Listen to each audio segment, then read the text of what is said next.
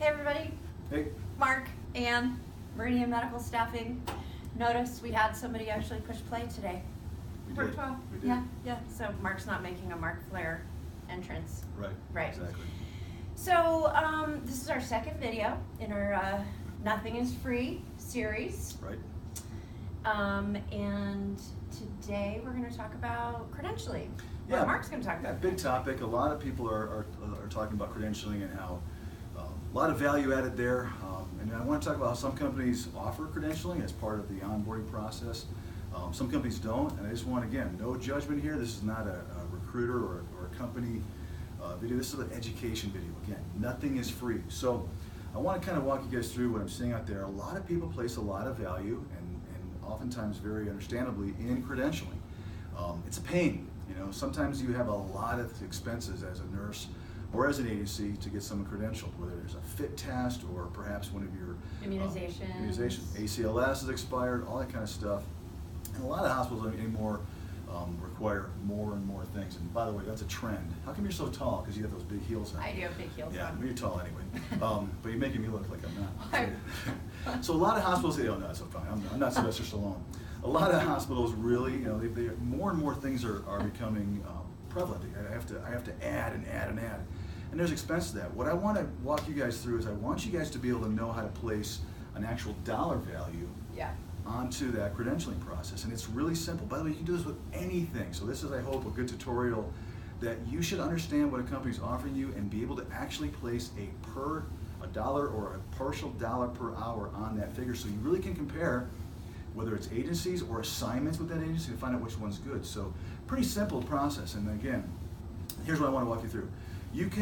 Most of you have a pretty good understanding of what something costs. Now, obviously, all companies, I think, provide background checks and do your drug screen for you. But I'm talking about if they require you to go back and you have to do another titer, or you have to do a quantiferin TB or something that's that costs a little much. You should be able to figure out how much that costs, right? You should be able to make a phone call. Right? Yep. So give me an idea of if a nurse had to do a lot of stuff, what would that maybe cost him or her? A lot of stuff? Yeah, let's just say it's a real, a lot of things are due. Let's say we've got an ACLS due and we've got, a TB test they have to conduct and maybe their immunizations. It could be anywhere between $300 and $500, I would think. Okay, that's high. Well, I mean, it depends. If you have to do, some of them are over $100. ACLS can sometimes be pricey. Let's go with $500 then. And it's a good, math number. Right, it is. It makes it easy for me. So again, I walk you guys through how the magic number on most assignments that are 12-hour shifts is 468 total hours during a 13-week assignment, which is, again, 13 weeks times 36 hours is 468. That's the key figure. 468 total hours, right. So pretty simply, you can divide 500 by 468, and you get slightly over $1 an hour. That's the benefit in this example that company's going to be offering you, and you should be able to come up with that figure. I really feel like we're talking money, and we're not even using the calculator. No, we're not. Because he loves his calculator. No, but you can use a calculator. You can do this for anything. I don't care if it's travel reimbursement, or somebody says that every time I show up I get a $25 welcome basket, I put value on it, whatever it is. You can do this for everything, so you really can figure out what is the dollar per hour benefit I'm receiving. Correct.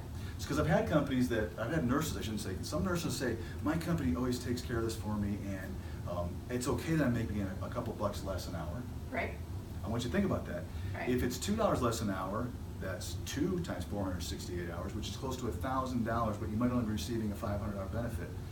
That's a calculable thing, so you need to look at that, and you can compare different assignments, possibly different companies. Say, this company's not providing much of anything, but they're paying me $55 an hour, whereas this company's providing very little, and they're only providing $53 an hour. So all of that stuff kind of works out, but you ought to be able to figure out what is my total benefit for this assignment based upon how much am I receiving per hour. Okay, so let's go back to the $500. Sure. Okay, for credentialing. So I have to get a whole bunch of immunizations, and I have to do an ACLS and a pass. Right, a big one. So we're $500, Yep. let's just say.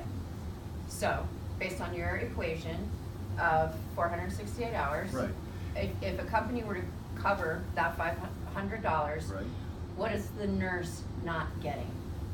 Well, it depends. Again, what we don't know is the other side of the equation, but what I'm looking for is I'm going to compare that equally to a company that perhaps is paying $1 more an hour. $1 more would equal roughly 468 or 500 bucks. So Right. those two assignments are comparable. I've got a $38 an hour position.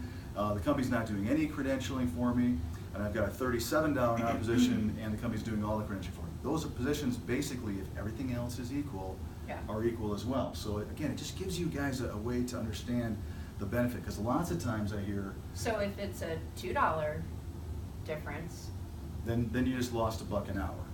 or 500 bucks, let's say. 500 bucks across the assignment. So I'm just trying to get this point across.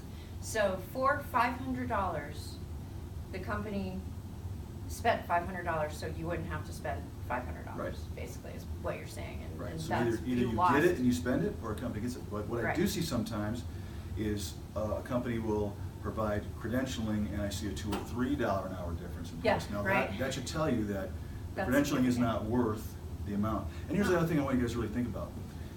There are times when you don't have an ACLS that's due, or Yeah. you have something that this hospital's only, maybe the hospital is a smaller hospital and they have very Few. limited requirements. Yeah. So they're asking for some stuff that you may There's already still have. some out there, yeah.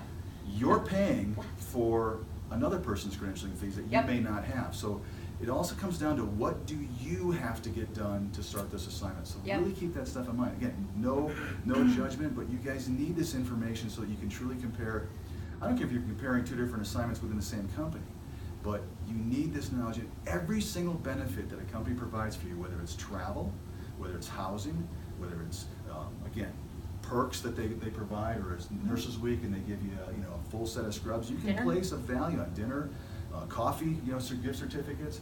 There's a value you can place, and all you have to do is divide the total amount of that money by 468. You might come up with it's 30 cents. You start adding those up, you're going to get a full benefit with your hourly, your housing, your travel, your insurance.